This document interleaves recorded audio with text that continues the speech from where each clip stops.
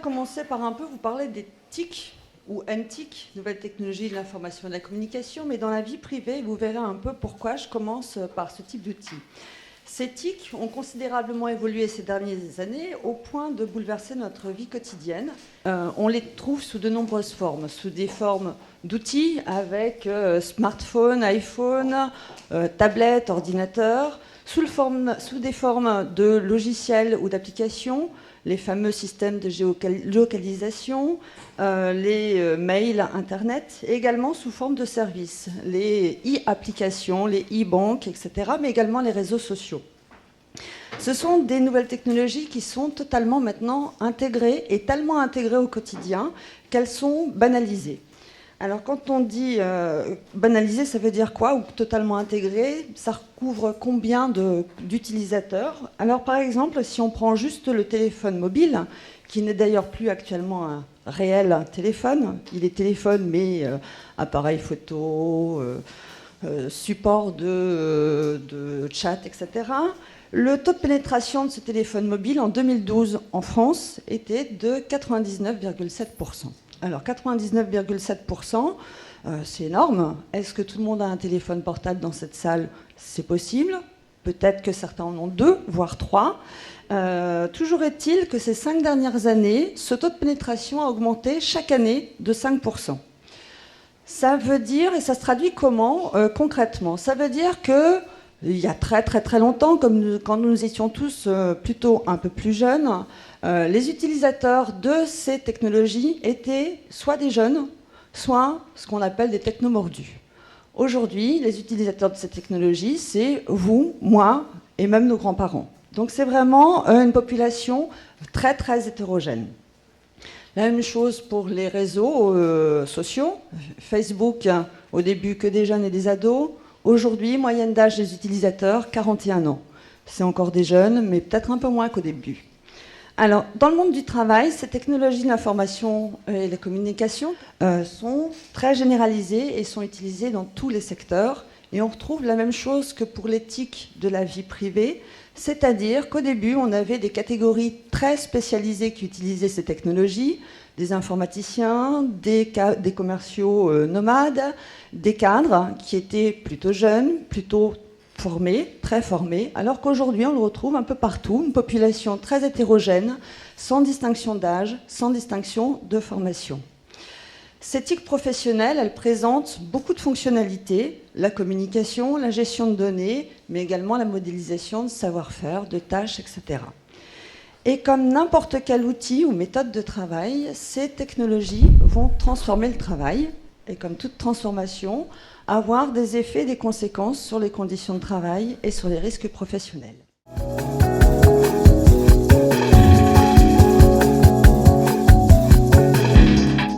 Malgré le fait que ces outils sont utilisés par 2 actifs sur 3, que la prévention des risques professionnels est une obligation réglementaire, on connaît assez peu les effets de ces transformations du travail liées aux nouvelles technologies de l'information et de la communication. Alors pourquoi on les connaît peu? Il y a plusieurs raisons. Ça va très vite, que ce soit le hard ou le soft, ça change tout le temps, ça évolue et ça évolue. Donc c'est un peu dur de mettre en place des études épidémiologiques, de construire des protocoles scientifiques pour pouvoir vous dire le mail de telle version avec tel machin, et ben, ça va avoir tel effet sur les utilisateurs. Ça va trop vite, on ne peut pas. Il y a des diversités dans les utilisations, dans les secteurs d'activité, dans les objectifs d'utilisation. On les utilise pas dans les mêmes objectifs, dans les fonctionnalités, mais également et surtout dans les organisations dans lesquelles elles sont mises en place. C'est un outil banal. Le mail, vous l'utilisez à la maison, vous l'utilisez au travail. Pourquoi il y aurait des risques? C'est banalisé, pas de recherche de risques. Et lorsqu'on parle de nouvelles technologies de l'information et de la communication dans les entreprises et de leur utilisation, on va parler des aspects techniques, économiques et les promesses de performance. Est-ce qu'on va gagner plus? En combien de temps? Combien de temps de rentabilité sur le retour sur investissement? Alors ces outils sont très performants, nous permettent de faire beaucoup de choses, communiquer, gérer plus vite, mais est-ce qu'elles améliorent le travail? Est-ce qu'elles génèrent des risques professionnels.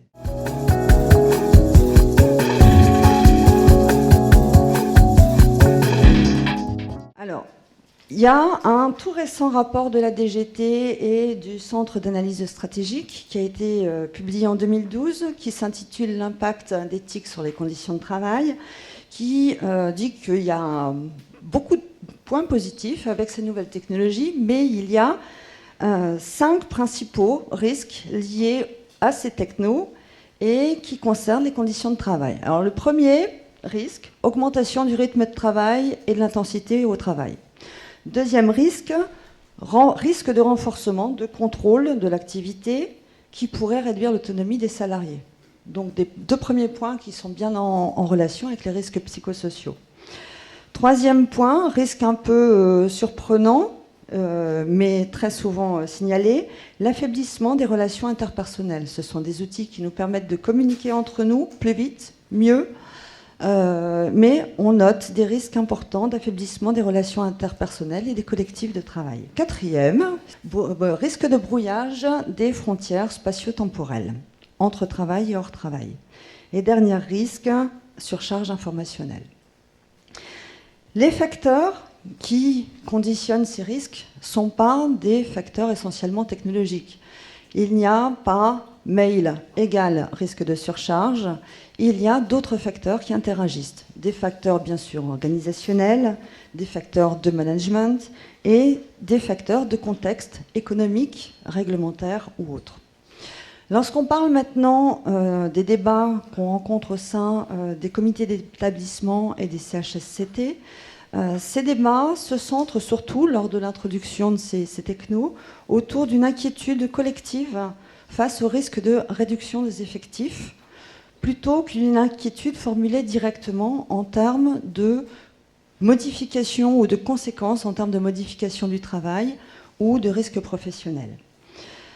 Il est assez rare que lorsqu'on introduit un nouveau système, il y ait une expression forte de critique de la part des utilisateurs, dans la mesure où cette introduction est souvent vécue comme un passage obligé, sans réelle alternative, avec une seule exception, c'est lorsque on a ce discours favorable, c'est lorsqu'on parle de panne, de dysfonctionnement et d'ergonomie logicielle. Alors là, il y a quand même beaucoup plus d'expressions assez libres.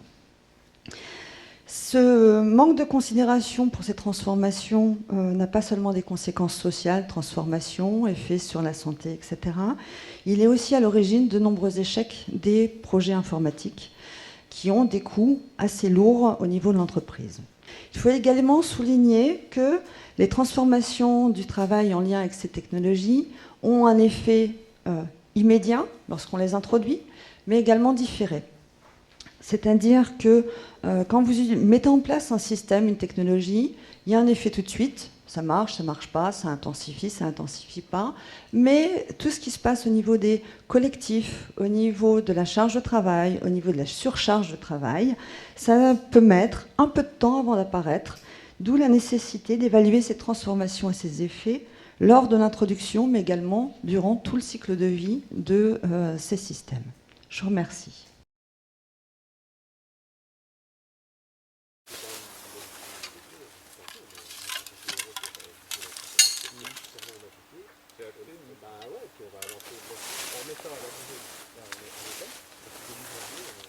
C'est un sycomore, 35, et je confirme la pièce. Il n'y a rien de spécial, et voilà. On l'allume. Là, c'est ce cube. Bon, les autres trucs, ça ne nous concerne pas. Enter. Cubage des bois façonnés, continuer. Batterie OK. Ancien. Là, il faut chercher la partie. Longambert, 168, c'est ça. Voilà. Ajouter. Équipe, L. Voilà, on peut partir. Essence, hors chaîne. Là, c'est aussi un code, c'est Q. Qualité. B. BC. Non, B. B. B. Ou BC, je sais pas. Je dois le BC. Attends voir. Là, regarde voir. Bah, tu enregistres ton B. Oups. Alors tu vois, c'est ça le bordel qu'on a. Ouais, bah c'est BC, t'as raison. BC. Qualité BC. Enter. Longueur. 1,50 Quoi, 1,50? de B. BC. Ah oui. Alors, 5. Diamètre. 59. 59. Numéro 334.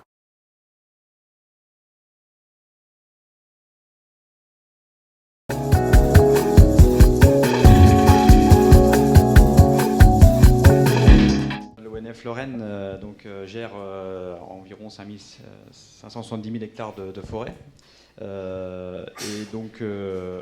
L'activité des personnels de l'ONF est principalement tournée sur l'approvisionnement de la filière bois, puisque c'est le deuxième pôle d'activité en Lorraine. Donc à ce titre-là, les personnels sont régulièrement sollicités pour faire remonter des données pour préparer les ventes de bois, préparer les travaux forestiers,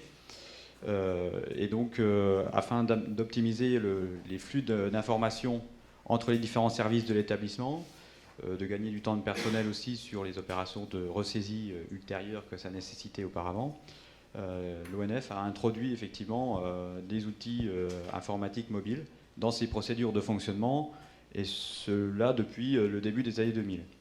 Alors ça a commencé effectivement avec un champ d'application qui était relativement restreint, puisque c'était sur une seule application.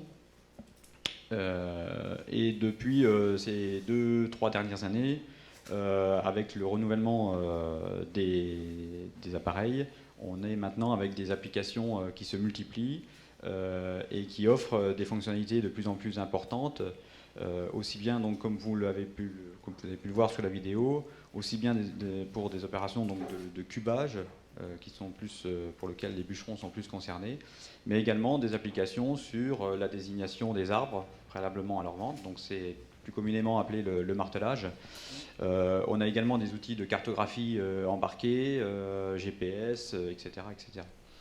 Voilà, donc tous les personnels de l'ONF aujourd'hui sont concernés par l'utilisation de ces outils, hein, aussi bien effectivement les agents patrimoniaux qui sont plus chargés de la gestion patrimoniale, excusez-moi, du dépeuplement forestier, mais également donc les bûcherons qui effectivement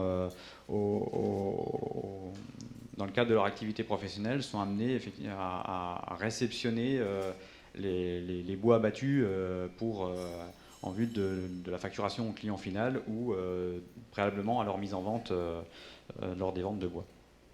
Voilà, donc la mise en place de ces outils ont permis quand même d'apporter des fonctionnalités intéressantes pour l'ensemble des personnels.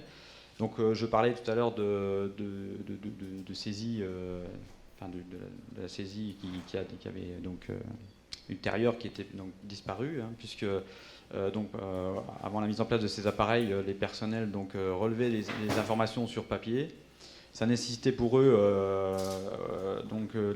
la nécessité en fin de journée de devoir ressaisir informatiquement l'ensemble de ces données, avec un risque de perte de données entre les deux, avec également un travail qui pouvait se faire, qui n'était pas considéré comme une tâche très, très épanouissante, on va dire, pour des personnels qui ont quand même une vocation plutôt technique, et donc avec des difficultés pour un certain nombre. Donc la mise en place de ce type d'appareil a quand même, de ce côté-là, et c'était d'ailleurs une des motivations principales de l'ONF, plutôt atteint son objectif, puisque le transfert de données se fait plutôt bien aujourd'hui au sein de l'établissement. La disponibilité maintenant quasi permanente d'un bon nombre de données est aussi une donnée intéressante pour eux, puisque ça permet d'améliorer aussi, compte tenu de l'intensification de leur travail, la disponibilité d'informations au quotidien, on va dire, pour leur travail, puisque ce sont des outils qui se servent soit pour des opérations dédiées, c'est le cas pour les deux témoignages vidéo que vous venez d'avoir, donc le martelage ou le cubage, mais c'est aussi un outil qu'ils utilisent aussi pour des opérations quotidiennes au gré de leur déplacement, où ils peuvent être amenés à relever un certain nombre de données au fur et à mesure. Et donc, compte tenu un petit peu de l'intensification de leur travail, l'introduction de ce type d'outils, ça leur permet d'éviter de devoir transporter un bon nombre de dossiers dans leur véhicule et de pouvoir accéder à des applications qui ne pouvaient pas, en tout cas, avoir accès auparavant. Voilà. Pour certaines catégories de personnel, et en particulier pour les bûcherons, c'est aussi l'introduction de ce type d'outils a été pour nous aussi un moyen de diminuer effectivement la pénibilité de leur travail, hein, puisque aujourd'hui effectivement la filière bois nécessite un approvisionnement quasi continu. Donc aujourd'hui les bûcherons ne coupent plus que l'hiver, hein, ils coupent aussi quasiment maintenant toute l'année. Et il était donc indispensable pour nous, en termes de prévention des risques, de pouvoir leur offrir des moments sur lesquels donc la pénibilité était moindre et où les enjeux en termes de risques professionnels étaient moindres. Hein, donc le cubage classement que vous avez pu observer dans la vidéo, c'est une opération donc, qui est de plus en plus réalisée par nos bûcherons. Donc ça leur permet effectivement de pouvoir se soulager au cours de la journée, hein, pour réaliser cette opération. En termes de risque professionnel, ça leur permet aussi de mobiliser d'autres charges cognitives, hein, puisque le métier de bûcheron est un métier qui est particulièrement dangereux. Le moindre geste peut leur être fatal. Et il est nécessaire pour eux d'avoir des moments de récupération aussi en termes de concentration, pour qu'ils puissent se mobiliser psychologiquement sur d'autres opérations, avec des risques en termes sur le plan professionnel nettement moindres que d'avoir un outil vibrant, bruyant et extrêmement dangereux lors de l'abattage des arbres. Voilà. Donc ça facilite aussi pour nous un maintien d'une certaine vigilance pour les opérations les plus dangereuses. Et donc de ce côté-là, c'est plutôt apprécié par cette population.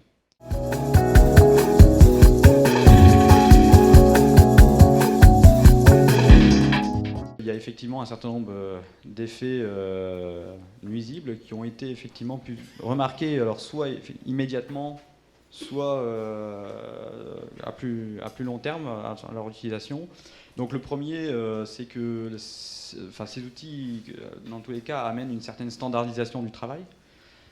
Et cette standardisation, elle n'est pas toujours évidente à concilier avec des environnements de travail qui sont extrêmement instables, comme ça peut l'être en forêt. Il y a énormément de variables. Il y a des essences forestières, il y a le sol, il y a les expositions, il y a des problèmes d'accessibilité. Et pour la programmation des travaux en particulier, le croisement de l'ensemble de ces critères, c'est pas toujours évident, et ça répond pas forcément toujours à des standards prédéfinis dans ces appareils. Et il peut y avoir du coup un décalage entre l'attente de son utilisateur et le résultat obtenu.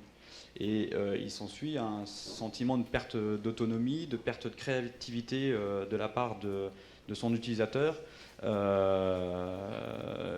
avec donc au final on va dire un lien aussi sur la valeur de son métier, la perception qu'il peut avoir de son métier, principalement en tout cas pour les personnels qui à plus forte ancienneté et qui ont connu, on va dire, les pratiques anciennes sans l'introduction de ce type de technologie.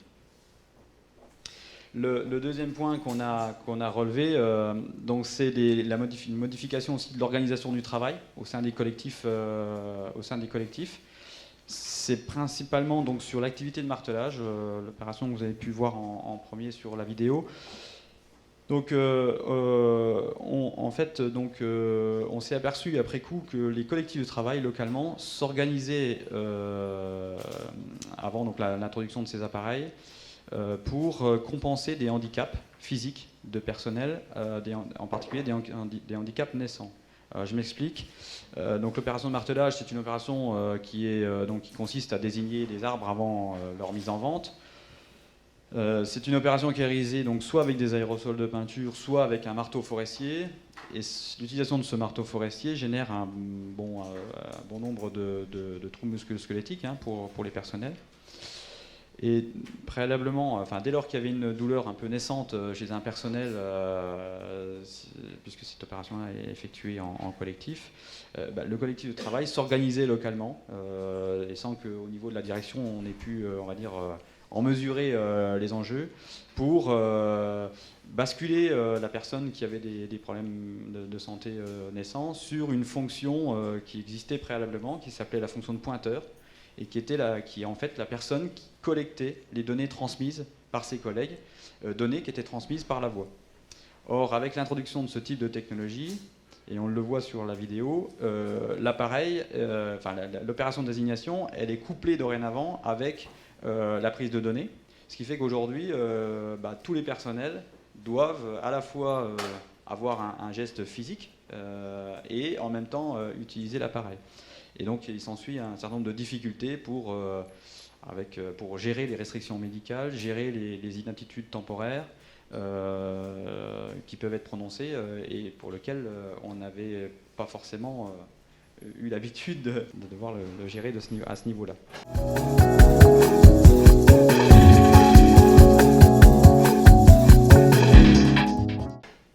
Voilà, on a également aussi un phénomène de dépersonnalisation de cette activité-là, qui a été ressentie par les personnels, puisque les agents forestiers de l'ONF travaillent quasi quotidiennement seuls, sauf lors de cette opération de martelage.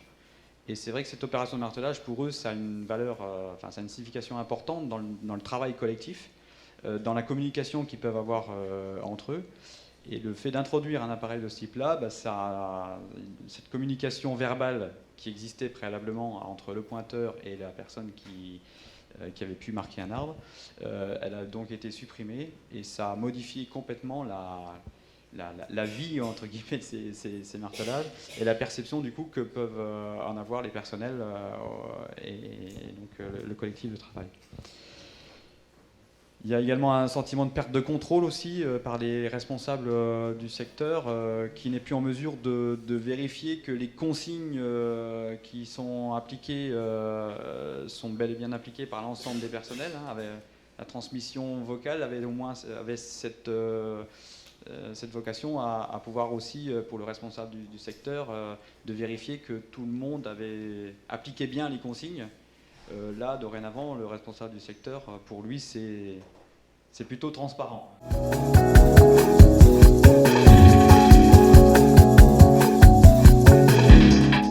On a également, donc, derrière tout ça, des problèmes d'ergonomie qui se posent, puisque donc, les personnels, lors de leur activité, peuvent être amenés à transporter beaucoup de matériel, des compas forestiers, des marteaux. On a rajouté un appareil supplémentaire, et donc ça pose des questions en termes d'ergonomie pour les personnels, avec des solutions à apporter. Des questions aussi sur la luminosité des écrans dans nos massifs forestiers. La question aussi du langage, qui est un petit peu difficile des fois à approprier pour des personnels qui sont plutôt à la base des novices de l'informatique. Voilà, et donc avec derrière une perte possible de maîtrise de l'appareil, un blocage de l'activité, la nécessité de faire appel à un personnel d'appui, et pour la personne concernée, un sentiment de dévalorisation vis-à-vis de ses collègues, vis-à-vis de l'institution ONF. Voilà, le dernier point, je l'ai déjà un petit peu évoqué à plusieurs reprises, mais il y a effectivement un phénomène de conflit de valeurs, bien évidemment, par rapport à l'utilisation de ce type d'appareil dans un établissement comme l'ONF, avec une activité plutôt très technique et une moyenne d'âge des personnels assez élevée dans l'ensemble. Voilà, le forestier, c'est un métier qui était quand même, qui est très attaché aux traditions, à l'héritage, aux valeurs spécifiques. Et l'introduction de ce type d'appareil ne fait qu'accentuer le phénomène de rupture entre la perception qu'ils ont de leur métier et la situation nouvelle. Et ce n'est qu'un élément supplémentaire par rapport à d'autres choses, mais on voit que ça a un impact, on va dire, qui est assez significatif, en tout cas dans notre maison ONF.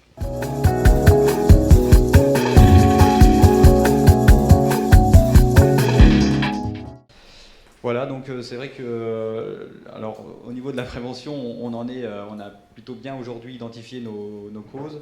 On a commencé à apporter un certain nombre de solutions sur plusieurs contraintes identifiées, mais ça montre bien l'importance de pouvoir en amont, comme l'a précisé Virginie Govard tout à l'heure, en amont de pouvoir bien identifier l'ensemble des impacts potentiels dans tous les domaines, pour pouvoir, avant d'introduire ce type de technologie, et éventuellement de définir des mesures d'accompagnement qui vont avec. Voilà, merci beaucoup.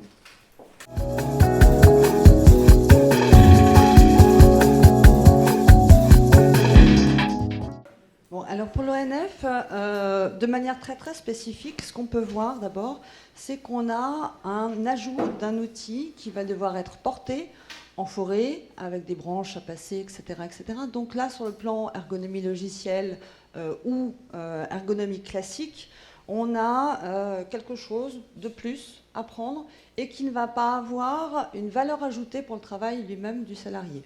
On fait de l'entrée de données, de l'acquisition, il n'y a pas quelque chose de plus par rapport à ce système.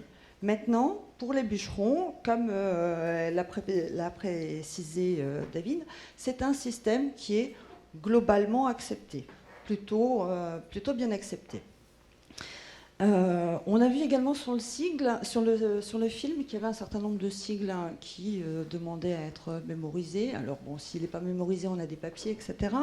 Mais il y a une charge de travail qui d'ailleurs n'est pas fondamentalement rejetée par les utilisateurs à mettre en place, alors qu'habituellement ils avaient une activité physique, technique, avec un certain nombre de valeurs.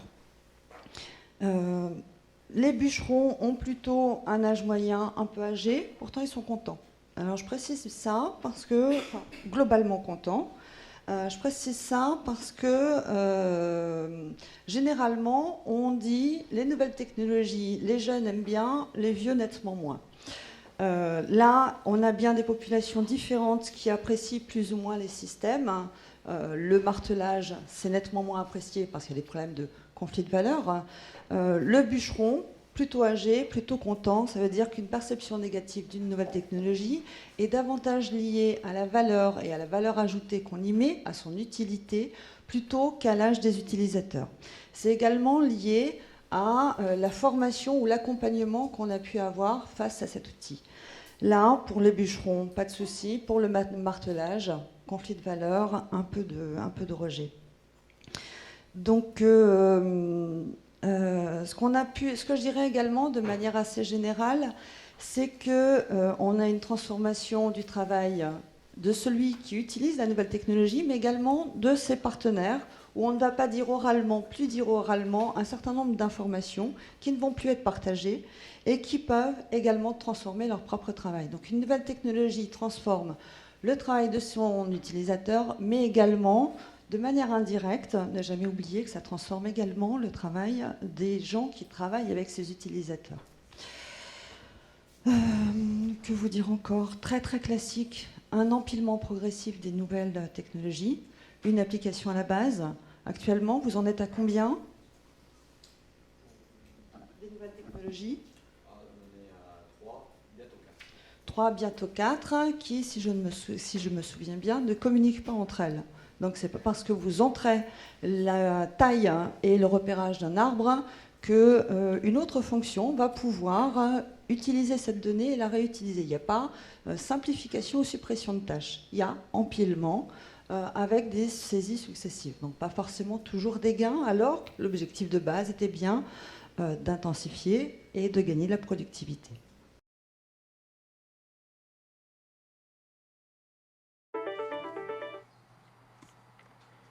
Barésia, bonjour. Oui, bonjour, je vous appelle parce que les équipes de collecte ne sont pas passées pour prendre ma poubelle lundi matin. Oui, Une bonjour, madame, poubelle je peux vous demander oubliée si sur je un peux vous trottoir. En quelques minutes, grâce à la géolocalisation, les équipes de Barisiens vont pouvoir expliquer les raisons de cet incident. Donc l'équipage est passé rue de Verdun à 6h30. Ah, mais d'habitude, il passe plus tard. Ah oui, mais là, on a tourné un petit peu plus tôt. La géolocalisation, c'est ce boîtier embarqué dans les camions de collecte. Il aide les équipes à bien visualiser, optimiser la tournée. Il permet aussi de signaler en direct tous les incidents, les déchets non conformes rencontrés sur le parcours. Dans ce cas-là, à l'endroit où se situe la non-conformité, hop, on va signaler les informations.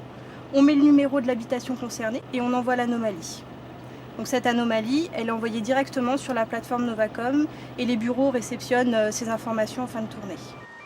Un plus pour la qualité du service et c'est important pour renouveler ou signer de nouveaux contrats.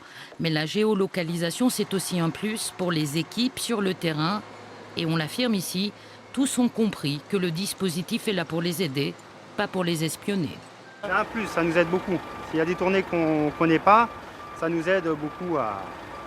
Ça vous rassure ? Oui, beaucoup.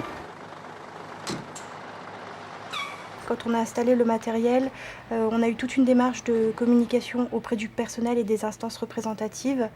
On a aussi une démarche très pédagogique vis-à-vis d'eux. On leur a expliqué le fonctionnement du matériel, mais on leur a aussi montré la plateforme, ce que nous, on était amenés à faire avec, ce qu'on voyait, ce qu'on voit, ce qu'on ne voit pas. On leur a vraiment tout montré en toute transparence. Vous pensez que c'est vraiment un plus pour toute l'entreprise, personnel compris ? Oui, ça apporte vraiment un plus pour toute l'entreprise, oui.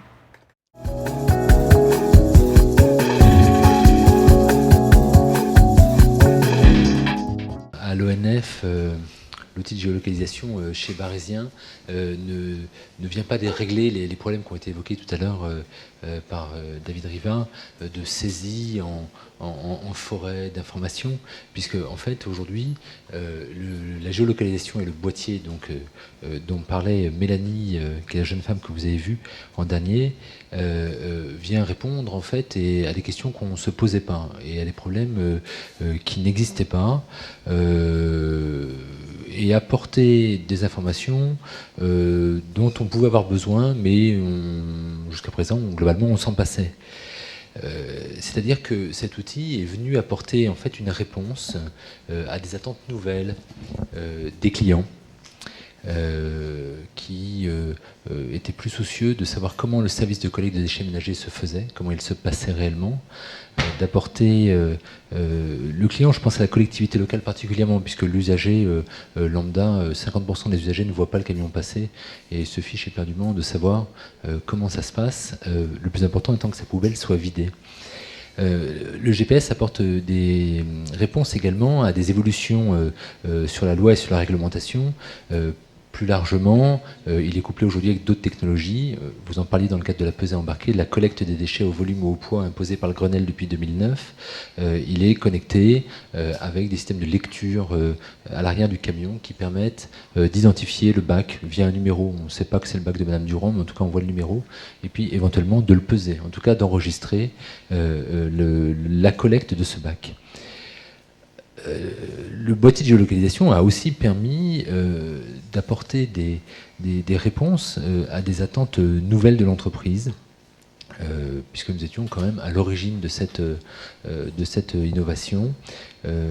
C'était pas uniquement imposé par nos clients, qui était très clairement, dans un premier temps, celle d'optimiser nos circuits de collecte en vue d'essayer de retrouver un petit peu de rentabilité. L'activité de collecte de déchets ménagers à proprement parler n'est pas une activité d'une rentabilité exceptionnelle et elle s'effectue dans un cadre extrêmement large et mouvant qui est celui des communes où vous habitez, où tout peut se passer avec un équipage qui a une grande faculté d'autonomie puisqu'à partir du moment où il quitte le bureau, il quitte l'agence, le dépôt, l'endroit où il est, jusqu'au moment où il rentre, il est à peu près libre de faire ce qu'il veut. Donc nous avions imaginé dans un premier temps que grâce à la géolocalisation, on arriverait à récupérer les circuits de collecte et à en optimiser le trajet, à gagner 1 kilomètre en prenant à gauche au lieu de prendre à droite, en évitant de faire 2 fois le tour de l'église. Et dans la pratique, ça n'a jamais marché. C'est que concrètement, aujourd'hui, au moment où je vous parle encore, ça ne fonctionne toujours pas et on imagine que ça pourrait être une évolution future. Parce que ce circuit de collecte est beaucoup plus compliqué à appréhender et à optimiser qu'on ne l'imaginait concrètement au moment où on a mis en place les boîtiers. Et la raison principale est justement celle que j'évoquais, c'est que l'environnement dans lequel nous évoluons n'est pas un environnement fermé. tout peut s'y passer. Dans une ville, il peut y avoir des travaux, il peut y avoir des riverains, il peut y avoir les pompiers, il peut arriver, il peut neiger, il peut pleuvoir. Et donc je peux faire la liste de tout ce qui peut arriver, mais c'est relativement large. Et donc derrière, vouloir organiser un circuit de collecte déterminé à proposer à l'équipage, c'est une tâche infiniment plus complexe que celle que nous imaginions d'abord. Donc dans un premier temps, le boîtier de géolocalisation nous a permis de répondre à la question de la dame tout à l'heure qui appelle en disant « je ne comprends pas, le camion n'est pas passé ». Et ça nous a permis de répondre à notre client collectivité locale en disant bah, « si madame, nous sommes bien passés et si votre bac n'a pas été ramassé, c'est pas dit dans le reportage parce qu'on a été indulgent, mais c'est de manière induite parce qu'en fait, il y a des consignes. Vous devez sortir votre poubelle le matin avant 6h ou le soir avant 20h, je ne sais pas où vous habitez, et que parfois, vous avez l'habitude que le camion passe à midi, donc vous sortez la poubelle à 11h30 en rentrant de l'école. Oui, mais parfois, le camion, justement parce qu'il est dans un environnement mouvant, parce qu'il a pu se passer tout un tas de choses, a pu changer de circuit, a pu être confronté à un retard, un détournement qui l'a amené à passer plus tôt, et votre poubelle n'a pas été ramassée. Donc, dans un premier temps, le premier résultat qu'on a eu, ça a été cette preuve de passage. Pouvoir dire à nos clients collectivités locales, et c'est souvent un sujet de dilemme et de bataille profonde, lourde avec eux, nous sommes bien passés et nous avons bien fait notre travail. Et dans le même temps, ça a eu un bénéfice, c'est que ça a permis d'améliorer la confiance donner et le poids de la parole de notre personnel qui nous disait mais si monsieur on vous jure on est bien passé. Ah non mais attendez madame Dupuis se plaint que vous n'êtes pas passé. Non mais on vous jure on est passé. Non mais si voilà. Et avec le GPS le débat est tranché puisque le camion le GPS enregistre la rue et la vitesse et en fonction des opérations qu'il mène on sait s'il est bien passé dans la rue. Quand le camion a collecté tous les bacs de la rue, on en a oublié un seul, il est donc probable que l'habitant a oublié. Nous partons de ce postulat. Cette amélioration de la confiance, c'est un élément important aujourd'hui dans la qualité de la relation avec nos collaborateurs. Et ça permet aussi, d'une certaine manière, de continuer à préserver cette autonomie dont ils jouissent sur le terrain. Les évolutions ont été progressives. Donc la première étape, c'était l'idée d'essayer d'optimiser les circuits de collecte. Finalement, ça s'est transformé en preuve de passage, point.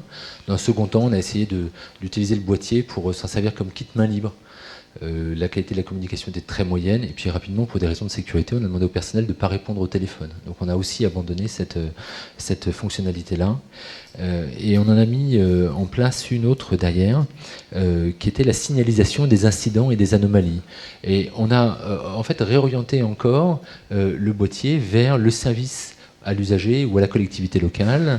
C'est ce que montre Mélanie, encore elle, quand elle met le 14. Elle signale un incident, le bac est cassé, ou le bac était trop plein, ou il y avait dans le bac des déchets non conformes, qui sont des questions dont l'habitant moyen, en général, se moque largement, mais dont notre client, décideur et payeur, la collectivité locale, est demandeuse et recherche parce qu'aujourd'hui, globalement, le contexte réglementaire incite les collectivités locales à se poser de plus en plus de questions sur la manière dont le service est réalisé, en termes de quantité, de qualité, de kilomètres, de temps passé, etc. Cette signalisation des incidents, elle est aussi simple que ce que vous avez pu voir. Et le chauffeur, c'est le chauffeur qui utilise le boîtier, la pilote en appuyant sur le bouton correspondant et en signalant la difficulté. Aujourd'hui, on en est là.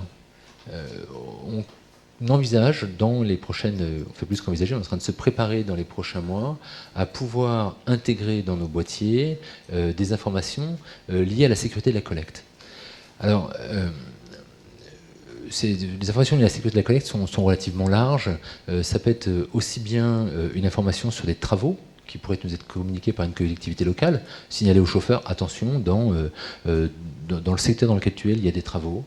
Mais ça peut être également le fait de signaler une école et qu'il est 11h30 du matin, probablement l'heure à laquelle les familles sont dehors.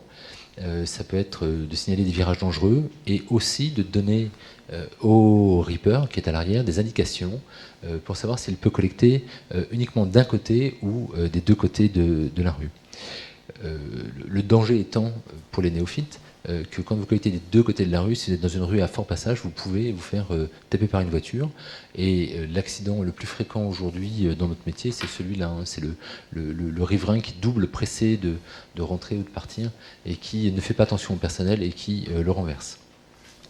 Cette évolution, elle est en préparation actuellement parce qu'elle demande un travail amont de collecte des informations absolument considérable. Et nous commençons seulement aujourd'hui à envisager, dans un certain temps non déterminé, mais de l'ordre de plusieurs années, de mettre en place des circuits de tournée réellement et de pouvoir utiliser finalement ce boîtier GPS comme vous l'avez dans votre voiture. La différence que c'est le chauffeur ne lui dira pas va à tel endroit, c'est nous qui lui mettrons un circuit que le chauffeur devra ou devrait éventuellement suivre. Après plusieurs années, nous commençons réellement à avoir une valeur ajoutée sur ces boîtiers et qui n'est pas celle que nous espérions au départ, puisque celle que nous espérions au départ, c'était la rentabilité de nos activités. Et finalement, on n'y est pas du tout encore et on n'envisage pas finalement de le faire avant plusieurs années. Ça a eu des conséquences. La première conséquence, de manière induite, c'est la réduction, parfois le sentiment de réduction de l'autonomie. On fait pas le métier, on fait le métier de collecte des déchets ménagers, notamment parce qu'on n'a pas de patron sur le dos. Il y a un point commun avec la forêt, c'est qu'à l'ONF, il n'y a pas enfin, il y en a parfois de temps en temps des chefs forestiers, mais c'est comme chez nous. Mais globalement, ils ne sont pas là. Donc il y a une liberté d'autonomie, de décision propre à l'équipage qui est réelle, et le GPS peut donner le sentiment de la réduire. Dans les conséquences à gérer également, il y a la charge cognitive qui est plus forte.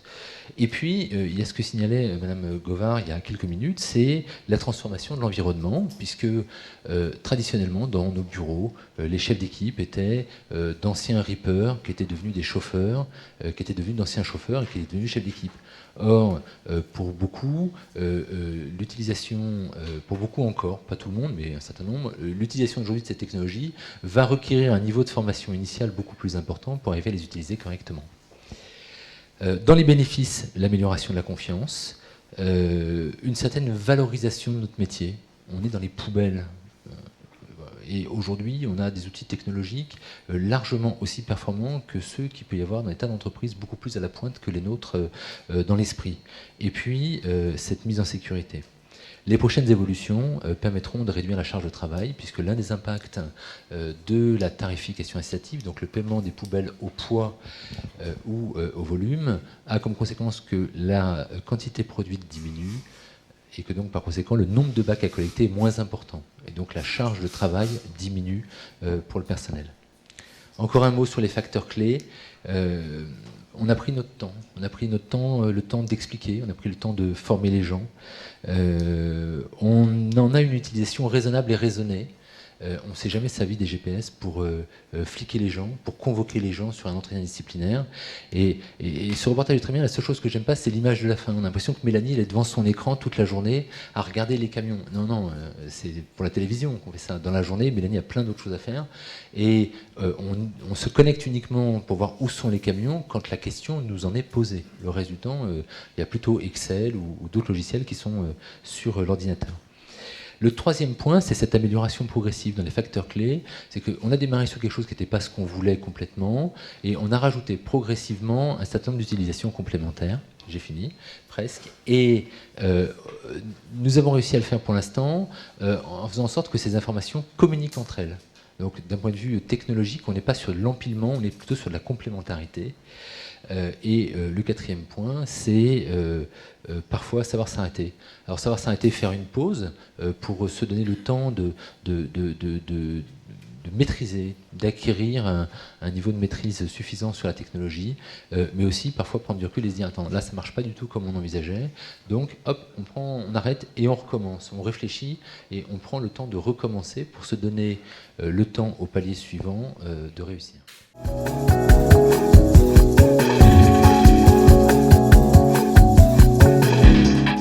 Ce qui est surprenant chez Barisien en général, là, l'objectif initial était de la productivité. Finalement, on est passé sur de la traçabilité et un contexte réglementaire à accompagner la totale. Donc là, on retrouve en général, ce qui est spécifique, c'est qu'il y avait un objectif qui a permis de répondre aux 3 objectifs qu'on retrouve systématiquement lorsque on introduit une nouvelle technologie dans une entreprise. Donc, on retrouve ça. Avec l'une des versions, l'objectif n'est pas de gagner de la productivité, puisqu'il y aura moins de charge de travail lorsqu'on passera au poids, etc. Ce sera même de diminuer la charge de travail. Donc ça, c'est vraiment plutôt rare. Avec des nouvelles technologies, en général, on augmente la charge de travail plutôt qu'on la diminue. Beaucoup de choses, assez fréquemment, lorsqu'on introduit la nouvelle technologie, en général, on l'introduit, on peut l'accompagner, plus ou moins, qui est quand même, oui, un facteur clé important, mais ce qu'on n'anticipe pas toujours, c'est qu'au bout d'un certain nombre de temps, les utilisateurs, leur profil, tout au moins, vont évoluer.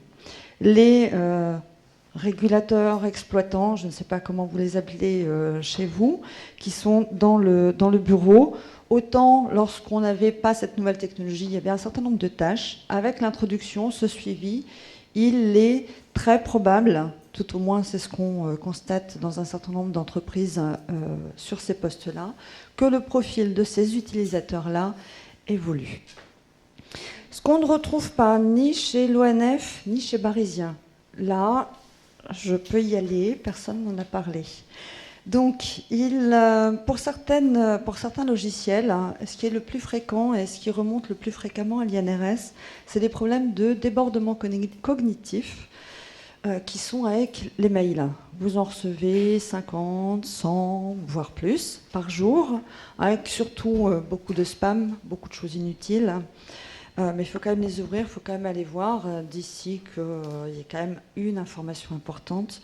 Et cette charge de travail, ne serait-ce que de lecture, traitement, poubelle ou pas, et surtout de morcellement de l'activité, va créer une surcharge de travail et ce qu'on appelle un débordement cognitif. Ce qu'on ne retrouve pas également dans ces 2 entreprises, c'est ce qu'on ne retrouve pas, oui, c'est la mise à distance des différents acteurs. Le fait que, dans un certain nombre de cas, la nouvelle technologie va gérer la communication entre des acteurs qui sont plus ou moins distants. Et donc, cette mise à distance des différents acteurs, des partenaires, des collègues à la base, par cet outil, peut générer un certain nombre de tensions et de destructions des collectifs. On n'a pas du tout eu ça dans ces 2 entreprises. Et la dernière chose, dans un des risques de mise en avant par la DGT, on parlait de brouillage des frontières spatio-temporelles, travail, hors travail. Donc on se dit, bon, à part les commerciaux, etc., il n'y a pas grand monde qui est touché. En fait, non. Si on prend un exemple d'une profession, un préparateur de commandes, par exemple, lorsque vous lui mettez du guidage vocal, ce qu'on appelle du brouillage frontières spatio-temporelles, c'est que toute la journée, il va donner et valider des emplacements de prélèvement de colis. Toute la journée, il va vous dire des OK répétés, 1, 2, 3, 4, etc. Et lorsqu'il va quitter son travail, il va continuer, lorsque vous allez le croiser, à vous dire OK, répétez s'il n'a pas très bien compris. Donc, quand on parle de brouillage de frontières, il n'y a pas juste le fait qu'on vous appelle le soir à la maison lorsque vous êtes hors travail, ou vous lisez le dossier parce qu'au bureau, il n'y a pas assez de temps de tranquillité. Il y a aussi toutes ces charges ou souvenirs, ou comme vous voulez l'appeler, qui vont perdurer sur un temps qui est du hors travail et qui peut avoir des conséquences. Un préparateur de commande, lorsqu'il continue à être dans son activité et qu'il prend la voiture, il y a quand même un risque routier évident. Je pense qu'on a évoqué à peu près une bonne partie des choses.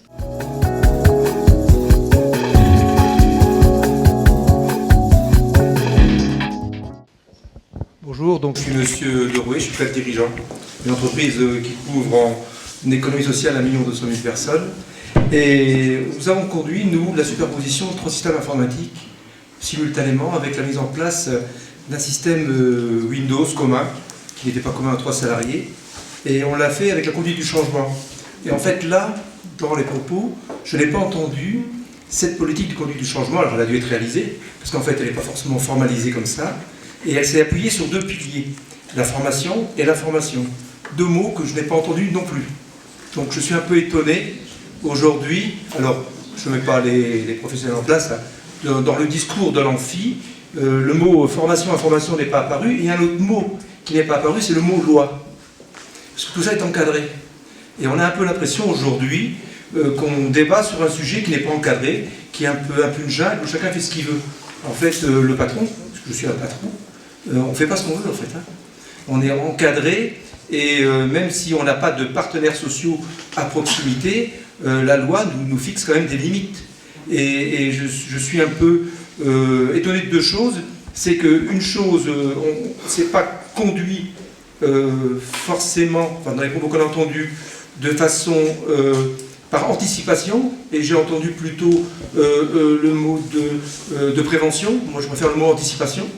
Lorsqu'on achète un logiciel, on regarde ce qu'il est capable de faire, quoi, avant de le mettre en place et de dire comment on va faire en sorte de prévenir le mal qu'il va générer. Donc l'anticipation est une chose qui est extrêmement importante. Et puis derrière, madame, vous avez dit ça va très vite. Je voudrais seulement vous faire une remarque, c'est qu'on est passé en 80 à l'électronique, en 90 à l'informatique, en 2000 au numérique, en 2010 au digital, et là, depuis avant-hier, depuis Francfort, on est sur l'intuitif biométrique. Donc, ce qui veut dire que tout ce qu'on a fait aujourd'hui pour les nouvelles technologies est déjà dépassé.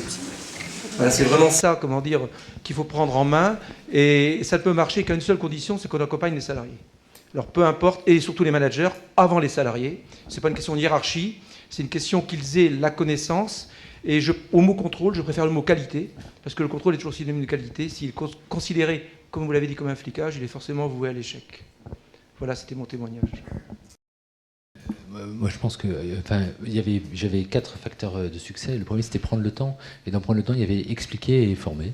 Et expliquer, je ne l'ai pas précisé, mais on pourrait peut-être laisser 2 minutes monsieur parler. L'explication chez nous, elle est passée par un dialogue social. Vous avez raison de préciser que c'est encadré. La géolocalisation, elle est encadrée par une déclaration à la CNIL. Bien évidemment, tout ça est encadré par aussi le système d'information et de consultation du comité d'entreprise. Bon, maintenant, l'information et la consultation en tant que telle, il y a plusieurs manières de la faire. Et on l'a construite chez nous sur la base d'un vrai dialogue avec nos équipes. Et on a vraiment pris le temps aussi de leur expliquer et de les former, de leur montrer à quoi ça allait servir au final.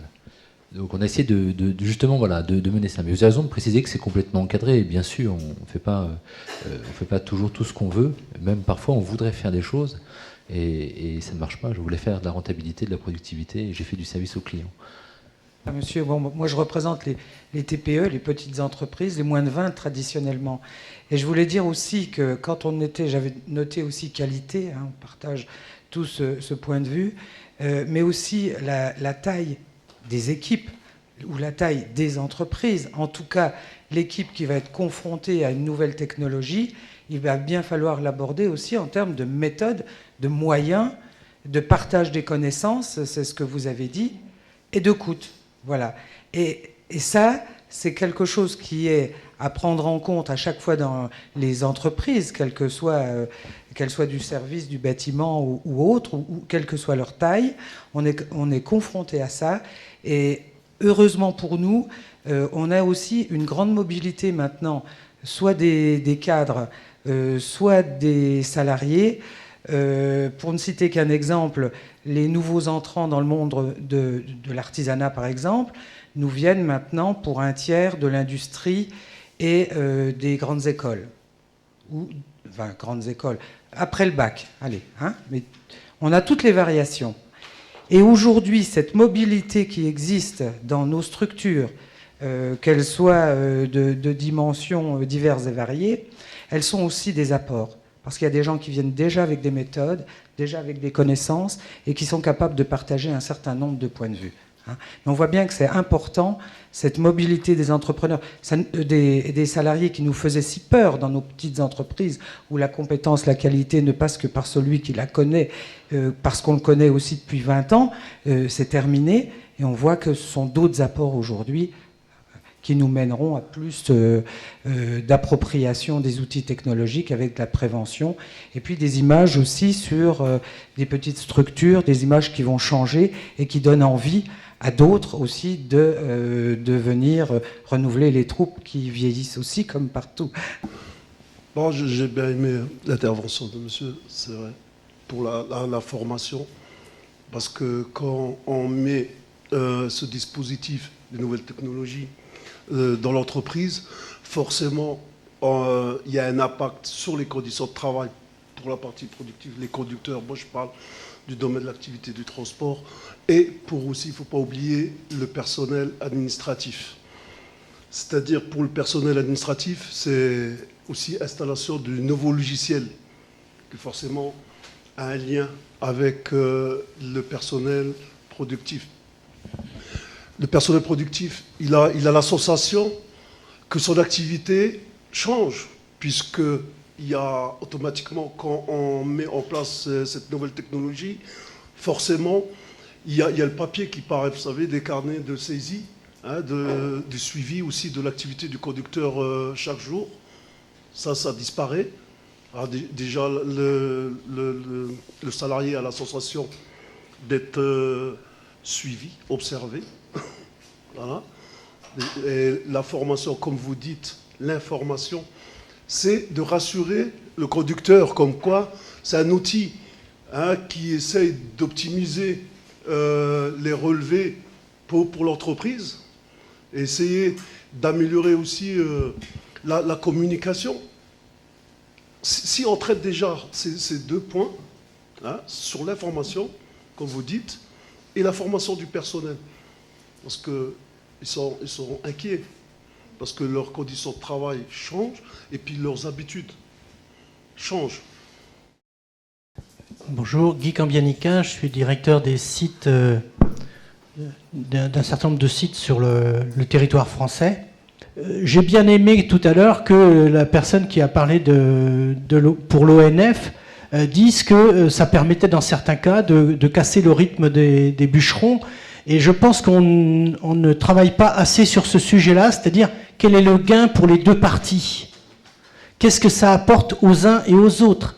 Le gain recherché, il est de combien? C'est-à-dire qu'il n'y a pas de retour d'information, ou très peu, sur les gains apportés, et sur les gains apportés, bien entendu, pour l'entreprise, mais également pour le salarié.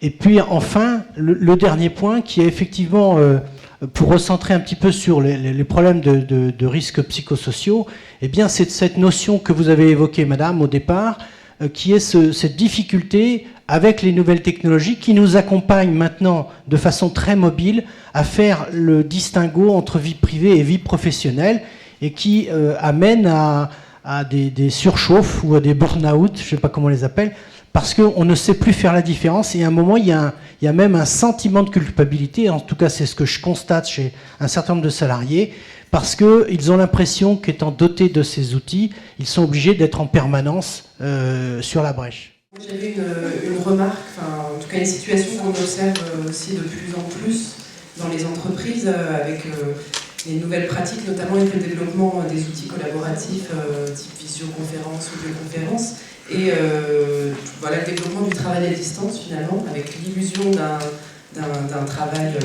ensemble, que ce soit pour les personnes qui travaillent chez elles en télétravail, ou les équipes en plateforme, c'est-à-dire une même équipe mais sur des sites à distance.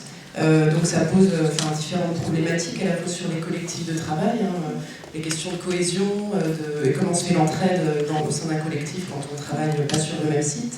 Des effets aussi au niveau individuel sur le risque d'isolement des salariés, voilà, les difficultés qu'on peut avoir en travaillant à distance, de pouvoir faire part de ces difficultés à la fois au collectif et au manager. Et un dernier point par rapport au risque pour le management, donc d'être sur un management qui peut dériver vers l'hyper-contrôle, avec voilà, une perte de la vision du travail réel, voilà, tous les risques sur la santé qui peuvent en découler. Merci. Et j'ai simplement une question, messieurs. Donc on a parlé d'information. Comment vous avez préparé l'arrivée de l'outil ? Est-ce que vous avez, je ne sais pas, impliqué peut-être les personnels qui vont les utiliser? Vous n'avez pas forcément abordé ce sujet-là et j'aimerais en savoir un peu plus, s'il vous plaît. Alors l'ONF c'est une grosse maison, donc au niveau national, hein, puisque donc l'introduction de cette technologie donc s'est faite sous l'impulsion nationale. Donc les personnels, un certain nombre de personnels ont été donc associés à la démarche pour la mise au point, le choix de l'outil et la mise au point des technologies et des applications associées. Après, sur la communication plus large auprès de l'ensemble des personnels, il y a eu effectivement une communication, mais qui se noie dans une tonne d'autres communications. Et je pense qu'effectivement, en termes de politique de communication sur ce sujet-là, en tout cas, ça n'a pas eu l'impact suffisant, on va dire, pour bien faire prendre en compte les enjeux à l'ensemble des personnels. En matière de formation dans l'accompagnement, donc on était assez sensible pour nos bûcherons, puisque c'était une population pour laquelle on s'inquiétait un peu quant à la mise à disposition de ce type de technologie. Donc il y a eu un effort assez important de fait sur la formation de ce public à l'utilisation de ces technologies. On voit d'ailleurs qu'en termes d'appropriation pour les personnels concernés, l'appropriation est meilleure et je pense qu'effectivement la formation a joué un rôle important. Pour les autres personnels, qui sont aussi plus nombreux comme utilisateurs, les dispositifs de formation existent, mais peut-être pas forcément aussi poussés qu'ils n'ont pu l'être pour les bûcherons, d'où aussi ces difficultés d'appropriation pour ce public. Voilà. La conception amont du produit a été menée dans un premier temps sans le personnel. Et c'est d'ailleurs pour ça qu'on s'est seulement rendu compte. Au départ, je vous dis, on avait deux objectifs. On avait l'objectif de productivité, d'optimisation des circuits, et celui de la preuve de passage. Celui de la preuve de passage a très bien marché, vous l'avez saisi. L'autre, beaucoup moins bien, puisqu'on n'y est toujours pas et on n'envisage pas de le faire. Mais c'est justement parce que, dans un premier temps, je ne vous raconterai pas tout le détail là, mais dans un premier temps, on a conçu le truc. Ça n'a pas été conçu par nous, d'ailleurs, c'était conçu par une entreprise sous-traitante, mais dans un bureau sans impliquer le personnel. Et c'était connecté à une interface, un logiciel qui permettait de faire les circuits de collecte, qui était une usine à gaz. Il fallait être Bac+14 pour y arriver, et des ordinateurs qui n'existent pas encore sur le marché. Ça ramait tellement que c'était juste insupportable. Donc la réponse à la question, c'est que dans un premier temps, c'est sorti d'un bureau, de plusieurs bureaux, voilà, de cerveaux d'ingénieurs en technologie qui voyaient dans le monde des poubelles une application possible au GPS. Dans un second temps, quand on a pris conscience de la complexité que ça amenait, on a changé notre fusil d'épaule. Et la nouvelle version, par exemple, du logiciel qui permet de tracer les circuits de collecte est beaucoup plus accessible, elle est beaucoup plus simple. On en a enlevé tout un tas de fonctionnalités qui relevaient au départ du délire d'ingénieur, mais qui concrètement ne savaient pas. Et pour lesquels nous n'aurons jamais, parce que ce n'est pas notre finalité, le personnel au niveau suffisant de formation initiale pour le faire tourner. Donc aujourd'hui, on est dans ce partage avec notre personnel justement sur l'utilisation et la conception des évolutions futures. Et je dois admettre que ça n'a pas été le cas au départ. Bonjour, Bertrand Denis, d'AFNOR, délégation Est. Je suis auditeur santé-sécurité au travail également. Et donc, je suis frappé qu'on n'ait pas beaucoup parlé de l'utilisation du téléphone. On a parlé un petit peu du GPS et de la géolocalisation de véhicules. Alors, je voulais savoir si la personne, le conducteur, il appuie sur son GPS, je dirais, pour donner l'information, comme quoi il a vu l'anomalie quand le véhicule se déplace ou pas. Parce que là, dans ce cas-là, on est un petit peu en marge en matière réglementaire. Et c'est vrai qu'il y a toujours un peu cette difficulté dans l'utilisation des outils. Moi, je suis frappé sur la route de voir le nombre de personnes qui se croient obligées de répondre au téléphone. J'imagine qu'il n'y en a aucune dans cette salle, évidemment, donc qui répond au téléphone. Mais c'est vrai que j'y ai renoncé, de longue date. Alors, vous avez dit tout à l'heure, et c'est très bien, je dirais, on a enlevé l'application main libre, sur ce dispositif, et c'est très bien. mais je fais des audits dans des entreprises de transport sanitaire où il y a, je dirais, des smartphones qui sont fixés à demeure sur le tableau de bord, où les personnels pianotent alors qu'ils conduisent, je dirais, des adresses et répondent et font des réponses alors qu'ils sont en train de conduire. Donc je dirais, on voit bien qu'on est à la marge, je dirais, d'utilisation et de la réglementation et qu'il y a réellement des problèmes à l'utilisation de nouvelles technologies. Et là, la question que je voulais poser, c'était finalement où est la limite entre, je dirais, le risque psychosocial et le risque tout court, parce que là on est bien sur le risque routier. On sait que la route, c'est la première cause d'accident mortel du travail, hein, donc je dirais c'est quand même sur la route qu'on se tue le plus, hein, statistiquement, et que je dirais ces nouvelles technologies, lorsqu'on ne définit pas des frontières très strictes à leur utilisation, peuvent induire, je dirais, des comportements déviants, je dirais, même si les personnes, je dirais, le consentent plus ou moins. La nouvelle technologie est, comme je le disais tout à l'heure, un outil comme un autre. C'est une méthode de travail, c'est encadré, c'est organisé. Oui, il y a de la formation, oui, il y a des règles. Mais il faut identifier les limites, il faut identifier les risques et mettre en place quelque chose derrière. Tout à l'heure, vous disiez, on n'a pas parlé de formation d'information. Oui, mais si on ne sait pas ce qui va être transformé, parce que il y a l'effet de on va agir sur, allez, on va les mettre en GPS dans une salle d'exploitation, pouvoir suivre un camion, etc. Est-ce que vous pensez qu'en mettant en place ce système, ça va modifier l'activité du service de facturation? En général, non. Pourtant, c'est ce qu'on constate dans les entreprises de transport. Donc, vous n'allez pas ni informer ce personnel, ni le former.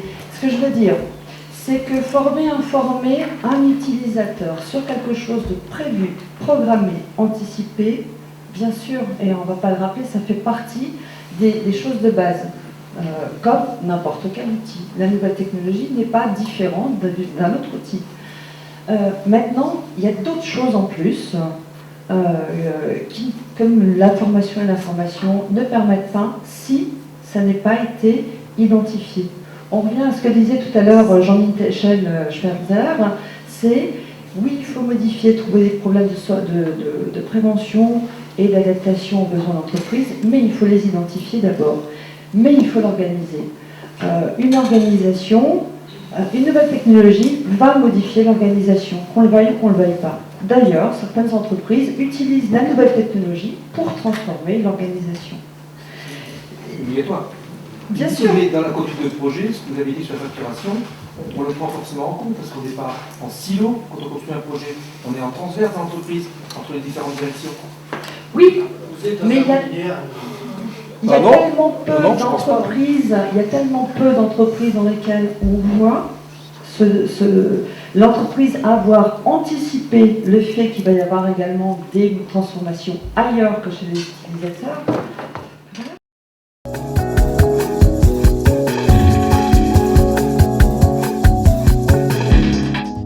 Bien, moi, j'ai beaucoup ressenti dans les expériences diverses et variées que l'information, la communication, etc., tout ça, c'était à manier, mais on n'a pas beaucoup de temps, on n'a pas beaucoup de moyens, souvent pour le faire. Donc, comment être le plus efficace possible? Pour moi, donc, tout ça, ça génère la conclusion que les travaux auxquels je participe, avec l'ARACT notamment, avec les partenaires sociaux en général, avec les universitaires qui nous ont largement ouvert leurs portes pour toutes sortes de réflexions, étaient vraiment extrêmement nécessaires pour trouver ces outils rapidement, les adapter à notre propre taille et aussi à nos propres fonctions aussi dans l'entreprise, à tous les niveaux.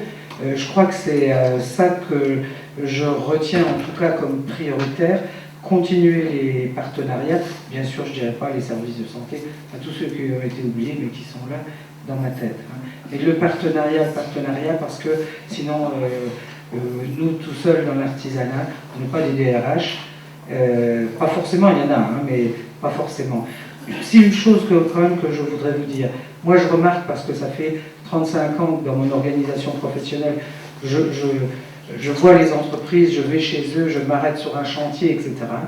Et mon constat en 35 ans, c'est que ceux qui se sont développés, qui sont passés de 5 à 25, 30 salariés, voire 50, sont ceux qui sont allés vers les nouvelles technologies sans se poser de questions existentielles, qui ont partagé cette information, communication, etc. Et qu'en même temps, chez eux, le souci d'un management organisé différemment se posait. Notamment, j'ai beaucoup de ces entrepreneurs que j'envoie au CNAM, dans ces formations de management, parce qu'ils ont bien conscience qu'à un moment donné, il faut absolument avoir cette vision globale, mais surtout pas s'encombrer de détails, prendre un peu de hauteur. Voilà. Merci à tous, en tout cas, pour vos témoignages et réflexions de la salle.